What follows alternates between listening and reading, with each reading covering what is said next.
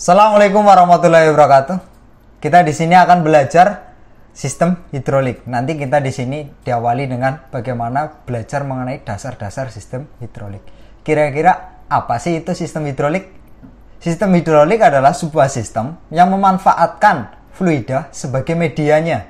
Prinsip dasar sistem hidrolik yang pertama yaitu kita mengenal adalah sifat-sifat fluida. Kenapa sih di sini fluida itu yang digunakan di dalam sistem hidrolik? Yang pertama adalah mudah menyesuaikan bentuknya. Fluida di sini dapat menyesuaikan bentuknya. Bentuknya seperti apapun, bulat, kotak, ataupun segitiga, yang nantinya fluida itu akan sesuai dengan bentuknya. Berikutnya adalah tidak dapat dimanfaatkan. Pada saat fluida itu ditekan dengan gaya yang besar, maka tidak ada perubahan dari bentuknya. Bentuk dari fluida itu akan tetap sama, tidak menyusut maupun lebih banyak. Jadi tetap sama pada saat dia diberikan tekanan yang besar. Sifat yang berikutnya adalah meneruskan tekanan ke segala arah. Pada saat fluida itu ditekan dengan kekuatan yang besar, maka tekanan itu akan diteruskan ke segala arah dengan kekuatan yang sama di dalam setiap bidang permukaannya. Berikutnya adalah mengalir dari tempat tinggi ke tempat yang rendah. Contoh di sini ada gunung, mengalir dari gunung yang tinggi ke lautan yang dia memiliki dataran yang lebih rendah. Berikutnya adalah mengalir dari tekanan yang tinggi ke tekanan yang rendah. Di sini ada contohnya yaitu toren. Toren di atas ini mempunyai tekanan yang tinggi, sedangkan rumah di sini dia tekanannya lebih rendah. Maka pada saat kita akan menggunakan instalasi dari fluida tersebut, maka fluida itu akan mengalir dari toren ke keran kita di rumah.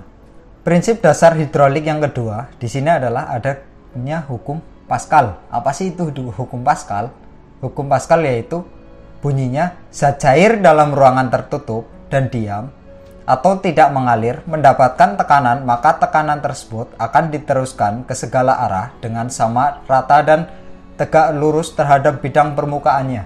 Maka pada saat fluida itu diam, fluida itu dikasih sebuah tekanan, dikasih sebuah dorongan, maka fluida itu akan meneruskan tekanan tersebut ke berbagai macam arah.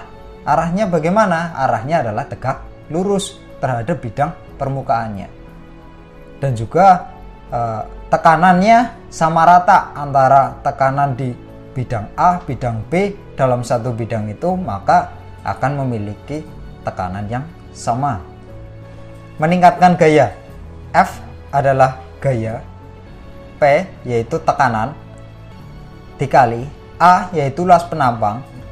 Pada saat kita menginginkan gaya yang besar, maka kita harus mempunyai tekanan yang besar atau luas penampang yang lebih besar. Contoh di sini untuk bagaimana kita mengangkat doser.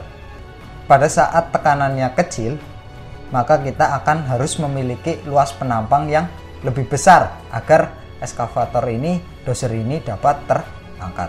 Contoh P1. P1 di sini adalah meningkatkan tekanan. Di sini contoh. Di sini F sama dengan P1 kali A1.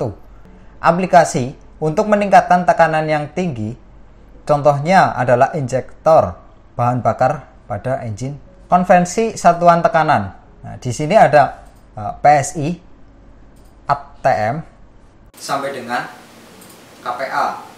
Pada saat pada 1 PSI, maka 0,0680 ATM, yaitu 0,0690 bar atau 6,895 KPA.